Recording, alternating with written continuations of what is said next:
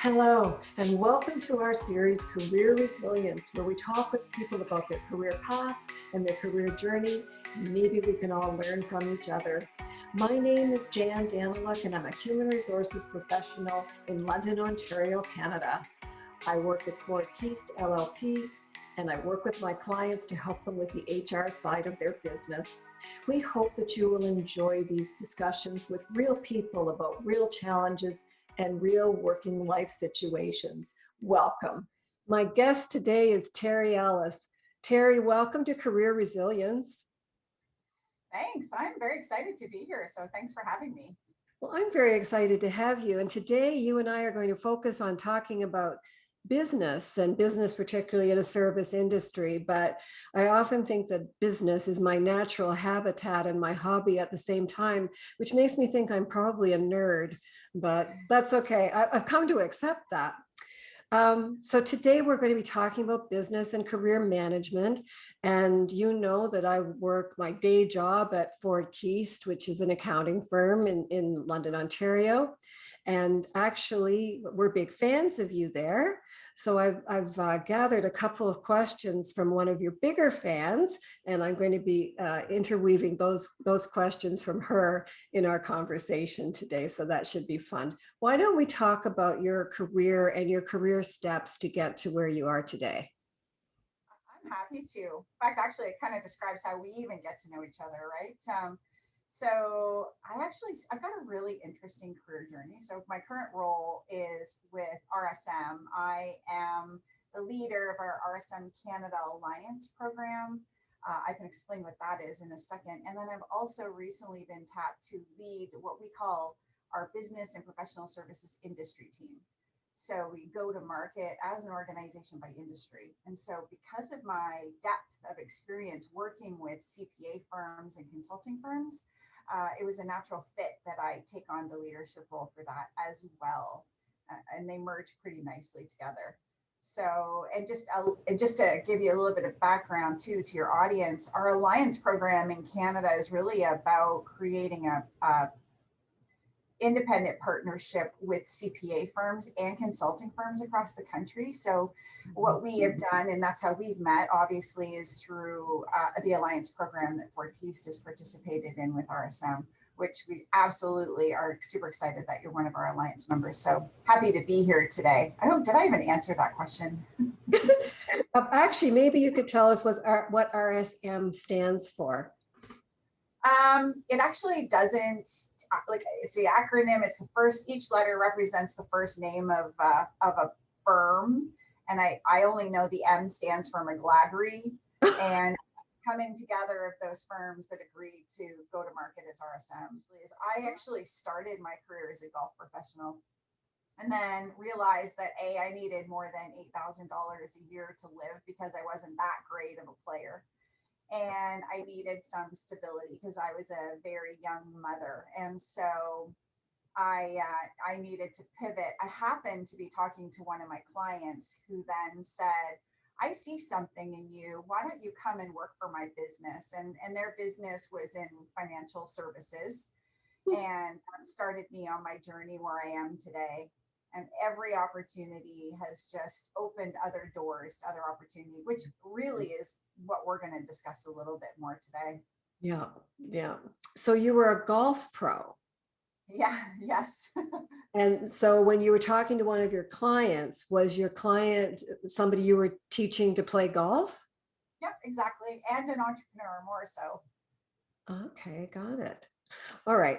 So you went into financial services. Have you pretty well stayed in that milieu? Yeah, exactly. I have. Yes. Transition from one was about promoting health spending accounts in the Canadian marketplace to small and medium-sized businesses. And then I transitioned from there right to CPA firms and spent some time predominantly for the last 20 years in CPA firms. Okay, so you really understand CPAs. Yes, maybe. And what makes me unique is I'm not one. So it brings a different skill set to the table and just a different perspective. Yeah, which is great, right? Because we all come to the table with a different perspective, and that's how we get somewhere together. Yeah, exactly. Well, and if we don't have that difference of thought and different perspectives around the table, we actually don't come up with the best solution. So we actually make a real meaningful effort to try and put that diverse group of people together, diverse from gender, race, sexuality, or perspective. Right? There's lots of diversity that we stream together to make sure we're bringing the best solutions to the table. Yeah, that's great. So let's just switch over to talking about career resilience. So what is your thought and definition of career resilience? It's funny, right? Because when you first approached me about this, I always think initially when we talk about resilience, it has to do with overcoming adversity. And I feel like that might be one way to describe resilience, but I also think about it as being something that's really driving and adopting to the change that's happening around you. And resilience, that is resilience in itself as well. I don't think it's always adversity. I think it's the ability to be able to transition yourself, see it, what's coming, hear what's coming, see the change that's around you. I think change is the only constant, and then being able to adapt to that. And I think that's also that resilience. And if when I look at my own career, I've really redefined myself a number of times throughout my career. And I think it's the ability to be resilient and redefine myself that's allowed me to do what I'm doing now. What does it mean to redefine yourself? So I think about, I was a golf professional, then I was talking and promoting and growing a business in regards to health spending accounts. I did the same thing for a very small stint in an insurance brokerage, and then transitioned from growing a private company practice for one of the big four to now leading an industry team at RSM. So it's really about being able to tap into, what am I good at? What are the things I don't know about myself that others are telling me that I need to pay attention to? And then how do I start to pivot and redefine who I am and how I'm bringing value to whether it's my clients or the organization I'm working with? Yeah. Yeah. So it's that ability to start redefining my role, and what I'm doing there is really that resilience that you build throughout your career. Yeah. I don't think anyone starts where they finish or has intention to start where they finish. Yeah. So I did a session once where I asked people, were they all where they expected to be when they first started out? And I think maybe one person said, yes, I always knew I wanted, well, actually, I always knew I wanted to be an accountant. And so that was always my goal. But I think that was one out of 40 people that were sitting in the room. So it was quite interesting. You just never know. And I suppose that is the true definition of redefining yourself, because you don't know. goes back to resilience, right? Because it's the Yeah. ability to rebound. So you're allowed to fall down. No one's perfect. I know I made a ton of mistakes. I still do. But so it's the ability to rebound from that and then pick yourself up, brush yourself off, think about what you're doing, and then redefine. And you're right. I think some of it's a little bit of luck. And we use in RSM, we use some terms around what we call our 5 C's. Curiosity is one of those 5 C's. And it's being curious enough to be asking questions of others, right? So that you can start to recognize those things in yourself too. Yeah. Well, of course, now I have to ask you, what are the other 4? So one is curiosity. What are the others? Caring, collaboration, courageousness, and critical thinking. And which is the most challenging of those, do you think? I think it's an individual sport. Everyone struggles with one of them. I think sometimes courageous is probably the hardest, to be bold and have those tough conversations, because I think that's where the rubber hits the road, and that's where the most learning is, but it's the hardest to do. You mentioned when we were talking before about accepting ambiguity. And I think that's a really interesting concept. So first of all, what are you defining ambiguity as, and how do you go about accepting it? Yeah, we talk a lot about that around, do we need a roadmap? Can we make decisions without a roadmap? And that's really the ambiguity. Sometimes we don't know. We don't know what the future is going to hold. We don't know what our role in our career is going to look like in 5 years. And so it's really being able to be flexible and agile inside of that ambiguity and not knowing. And you don't have to have the answers. And I think that that's a key, again, just another key element when you think about resilience that you build throughout your career. There's some resilience building in being able to make decisions in the face of ambiguity. We do it every day where there's just lack of clarity, or we don't exactly know, we can't predict the future, or we don't even exactly know how we're going to get to where we're going. Yeah. So, but do you like to have a roadmap? I think everyone likes to have a little bit of a roadmap. I just don't think it's very practical sometimes. Yeah. We're led to believe that there's a roadmap. We see successful people around us. We think that there's a roadmap in our career. We think that if we go to school, for instance, and go get our CPA designation and write our CFE and get the license, that our future is going to look like I'm going to be in accounting. And that is not always the answer. It's definitely, some people have positioned right out of accounting altogether. So again, I think that there is some feeling comfortable in ambiguity is a real skill. Yeah. Well, I think particularly when we're talking specifically about accounting and the CPA designation, it opens so many doors for people, so many options. 100%. So, yeah.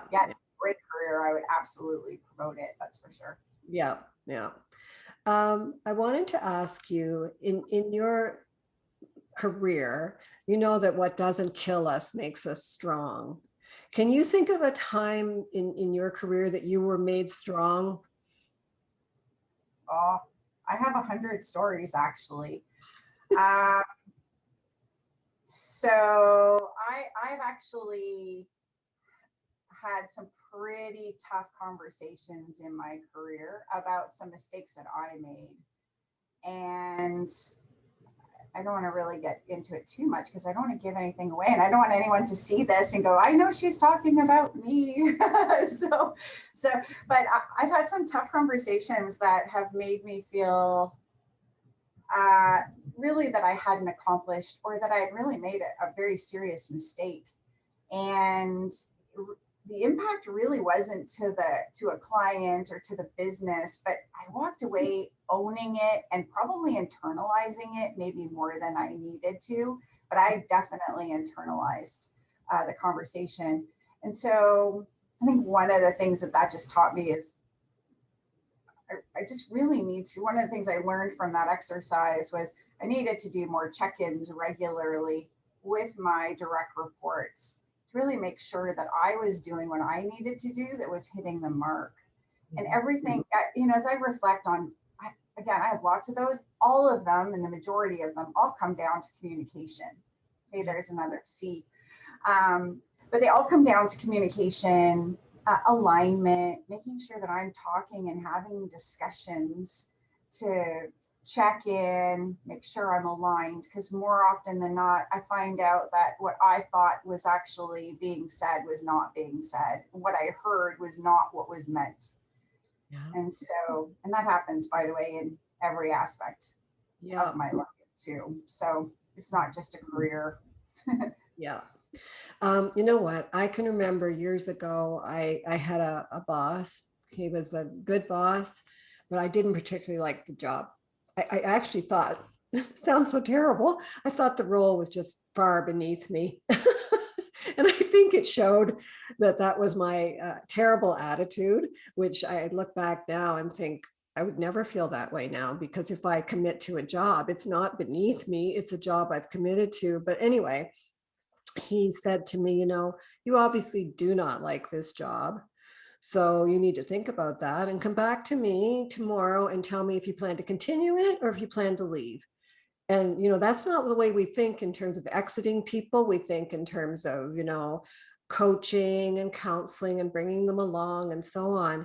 But honestly, Terri, that was one of the most significant things that a boss said to me, because it was so clarifying and terrifying, and so against the brand I was trying to build. And but boy, that taught me so much. And of course, the next day I went to him and said, you know what, I want this job, and I want to prove to you that I want this job.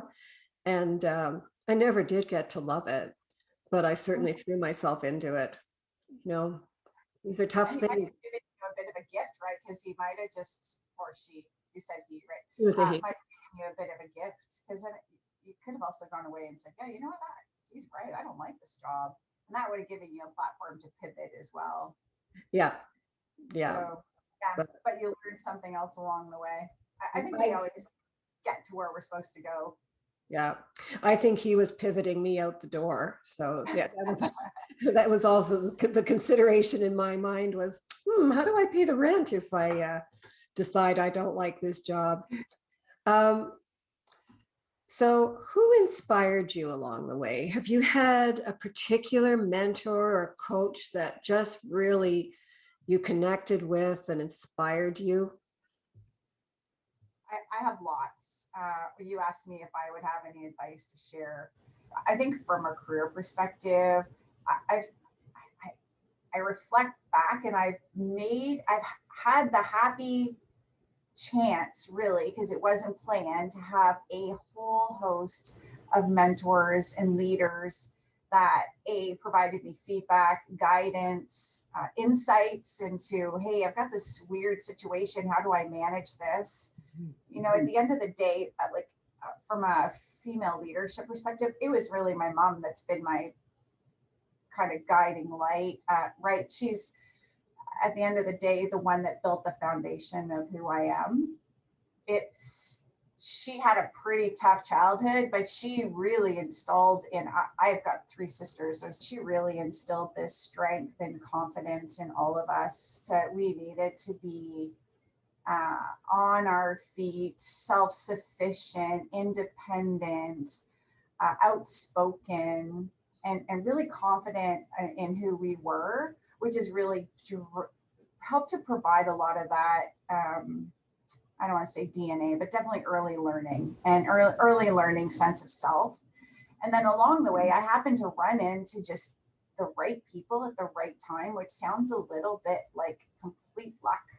But I've had champions that I didn't know were championing me. I've had advocates I actually didn't have line of sight on until I later found out. And I built them just by virtue of being conscious of building relationships with people and making them intentional and coming from a real place of caring in the relationships that I am in, if that makes very much sense. Back to another C. So I think really it's about seeking out those advocates. And I often ask for help. I have no ego in this game in my career. I don't know what I don't know, and I don't know what I'm not asking, and I don't know what I'm not seeing. So I'm often asking for help, and I ask a lot of questions to try and explore what that looks like and who could help me kind of navigate through whatever situation I'm dealing with. Do you have a specific coach? Yes, I'm a member of PEO, which is the Presidents of Enterprising Organizations. And I have a coach, a formal coach there through that organization. I elicit coaching from a number of my partners within RSM. I elicit coaching from a couple managing partners within our alliance community. I have coaches that sit outside of RSM and sit outside of our industry that I will often just go pick their brains because I know they have a lot of experience and far more experience than I do.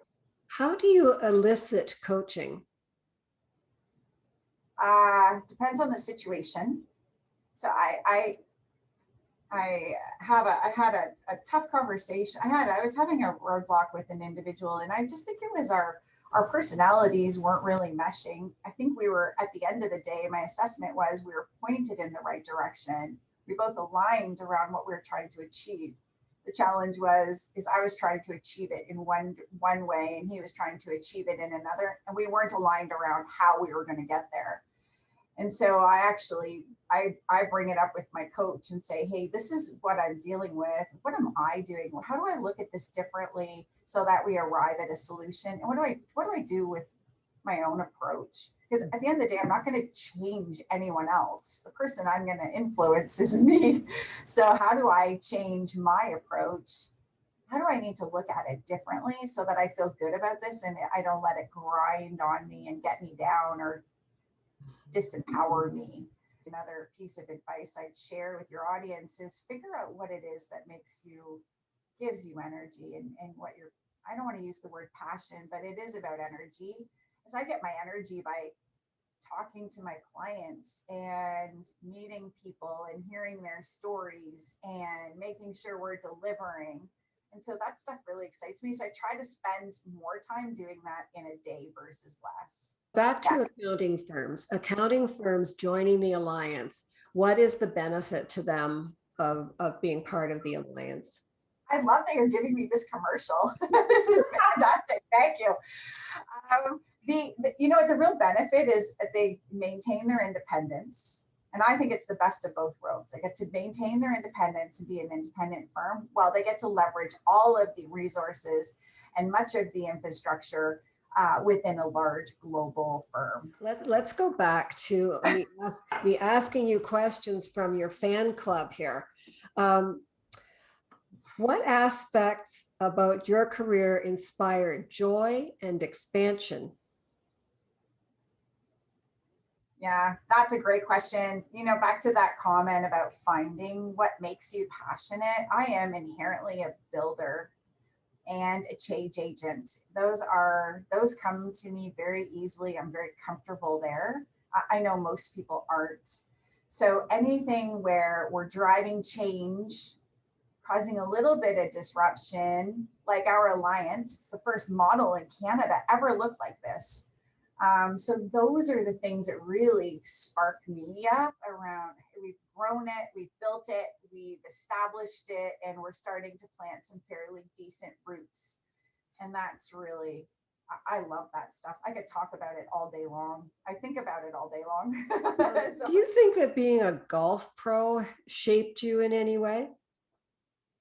It definitely made me competitive.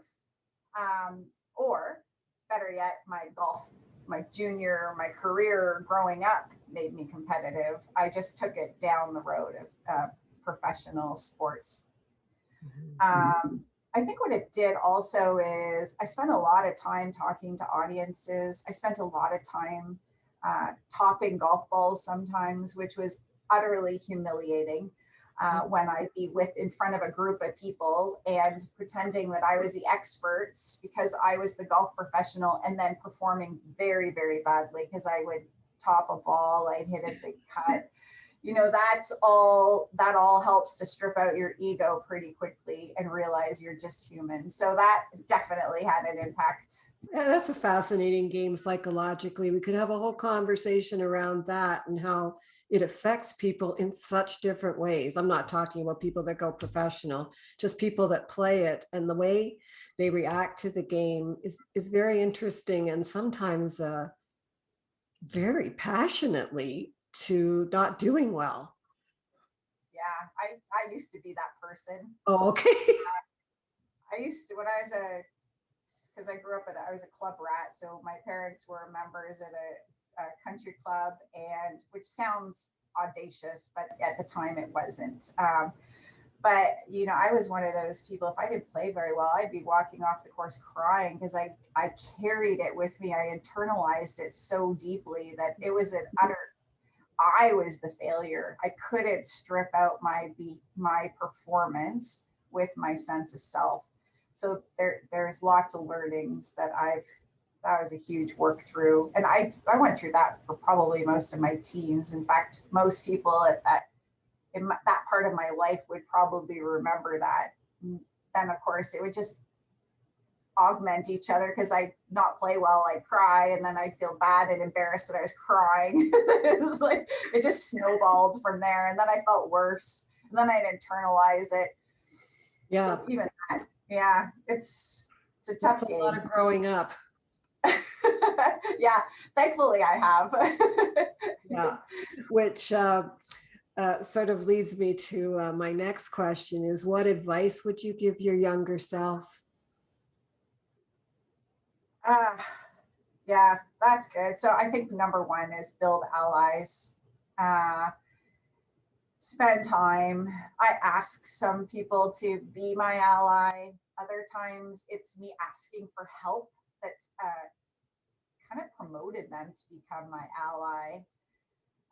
So I'd seek out allies everywhere. I wouldn't limit it to one person either.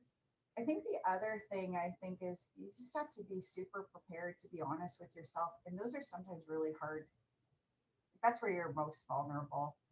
Yeah. And so you got to spend the time. There's work there. And as you become and you start to you become further along in your career, you start to take leadership roles, the work gets harder as you're dealing with more people, different personality types.